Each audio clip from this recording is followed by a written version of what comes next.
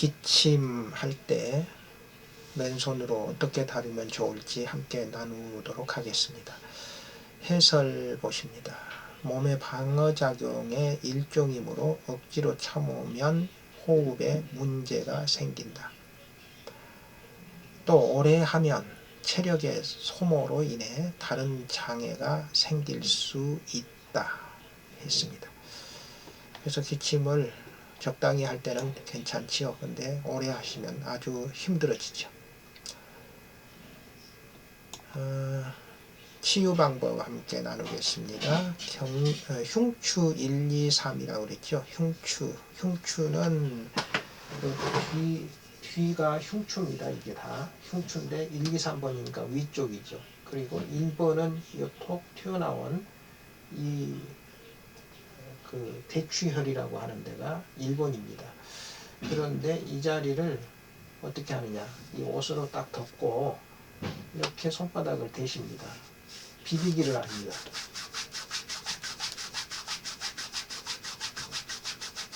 이런 식으로 비비면 열이 나지요. 그 자리가 열이 나면서 이 기침하는 증상, 이 감기도 마찬가지죠. 이 컨디션이 달라집니다. 그래서 기침이 멈춥니다. 자, 거기만 한 게 아니라 그 다음에 중부혈이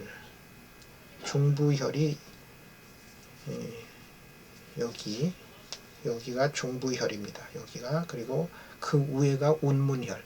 중부혈, 운문혈 나란히 있죠. 거기 보십니까? 그래서 그 자리에다가 손을 이렇게 손가락을 갖다 대시고 이렇게 자극을 해 주십니다. 양쪽 다요. 이렇게. 이게 중부 운문혈을 다루는 겁니다. 그리고 혈백이라고 있죠. 혈백. 그 밑에 사진 왼쪽 보시면 혈백혈이라고 있죠. 혈백혈은 어디냐? 자, 이렇게 보시면 거기 보시면 요 부분입니다. 요 부분을 혈백혈이라고 해요. 이렇게 눌러서 이렇게 쥐어짜듯이 이렇게 다루어 주시면 되는데, 때로는 그냥 이렇게 이걸 알통 자체를 꽉 쥐어주면 되겠습니다. 이렇게 자, 이렇게 쥐어줍니다. 그러시면 자, 잘 보이게 이렇게 했는데, 자, 쥐어줄 때는 손톱이 찍히니까 이렇게 옷 위로 쥐어주시면 좋습니다. 이렇게. 이게 혈백입니다. 그리고 척택은 어디냐? 자, 여기가 척택입니다. 척택. 이 자리를 여기도 마찬가지로 이렇게 엄지손가락으로 찍어 눌러가지고 이렇게 다루어 주시면 되겠습니다.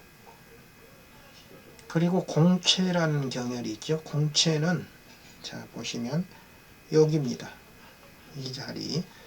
이 자리를 또 이렇게 가운데 손가락을 갖다 쥐고 이렇게 쥐고 이렇게 다루어 주시면 되겠습니다. 그리고 이제 대저 하는 경혈이 있죠. 그 자리는 아까 1, 2, 3 흉추 1, 2, 3 비비기라고 했죠. 그때 같이 다루어진 겁니다. 사실은 이 대추혈과 대저혈은. 자, 여기서 1, 2, 3 흉추 1, 2, 3 비비기 했듯이 뭐 한 번 더 해주셔도 좋겠습니다. 어쨌든 이 대추혈, 대저혈, 여기는 이 부분을 같이 아까 했지만 다시 한 번 더 해주시면 여기를 도움이 되겠죠. 이렇게 해서 이렇게 해주시고 이렇게 같이 해주시면 이렇게 이런 식으로 다루어 주시면 되겠습니다. 그리고 이제 끝으로 가슴 쓸기를 어떻게 하느냐 하면 이렇게 화살 표시를 해 놨죠. 거기 보니까 화살 표시를 이렇게 이렇게 해놨죠. 이걸 어떻게 하느냐 하면 이 가슴 안에, 이 갈비뼈 안에 폐가 있죠. 이 폐를 활성화시키고 회복시키는 겁니다. 그러려면은 이 폐가, 이 오른쪽 폐가 더 큽니다. 그래서 오른쪽을 더 많이 해주시고 왼쪽을 그것보다 좀 덜 해주셔도 되는 거죠. 어떻게 하느냐? 방법은 이렇게 해서 밀어내듯이, 자, 이렇게 밀어내는 방법도 있고, 양쪽을 다 이렇게요. 밀어내는 방법도 있고, 안 그러면 요 자리를, 이 자리를 갖다가 딱 갖다 댑니다. 양쪽을 이렇게 딱 갖다 댑니다. 그렇게 해서 이렇게 밖으로 훑어줍니다.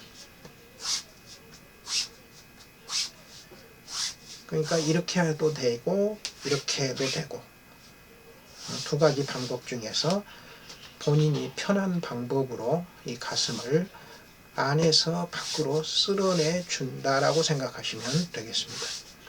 자, 이렇게 하시면 이 폐가 활성화가 되면서 기침을 멈추게 되겠죠. 폐가 좋아지겠죠. 그러니까 꼭 기침을 하셔야만 하는 것도 아니고, 이게 이제 폐를 좋게 하기를 원하면은 계속 이걸 하시면 폐가 좋아진다라는 것을 말씀드리고, 이런 방법으로 하시면 기침을 멈출 수 있다라는 말씀을 드립니다. 아주 효과가 좋습니다. 한번 시험 삼아 해볼 만도 할 정도로 권장을 드립니다. 좋은 효과를 보시고 항상 좋은 결과가 있으시길 바랍니다.